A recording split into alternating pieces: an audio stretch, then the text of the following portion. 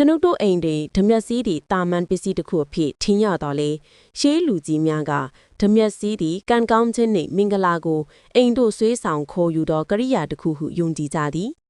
မနက်ခေနေထွက်ပြီးနောက်အိမ်အထွေးမှအပြင်ဖက်အိမ်တကားစီတို့ဓမြက်စီးဖြင့်တုပ်လင်းမကောင်းသောအရာများကိုရှင်းထုတ်ရာရောက်ပြီးကောင်းသောအရာများငွေကြေးကန်ကောင်းခြင်းများဝင်ရောက်လာရန်လမ်းဖွင့်ပေးခြင်းနှင့်တူညီသည်အိမ်များစွာတွင်ဓမြက်စီးကိုအိမ်တကား၏ဘယ်ဘက်တွင်မှမိထားရန်ညစ်တတ်ကြသည်ယင်းသည်မကောင်းသောအရာများကိုကာကွယ်ပေးသည်အိမ်တွင်၌မင်္ဂလာစွမ်းအားများစုစည်းရန်ကူညီသည်ဟုယုံကြည်ကြသည်အရွေးကြီးသောတတိပေးခဲ့သောတားမြစ်ချက်တစ်ခုမှာညာဘက်တွင်အိမ်မတုတ်ရန်ဖြစ်သည်အဘဲကြောင့်ဆိုသော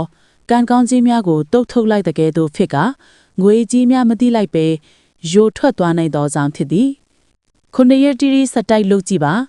အိမ်သည်တန့်ရှင်သည်စိတ်သက်သာရာရစေကကန်ကောင်းခြင်းများလည်းတဘာဝအတိုင်းတဖြည်းဖြည်းဝင်ရောက်လာမည်ဖြစ်သည်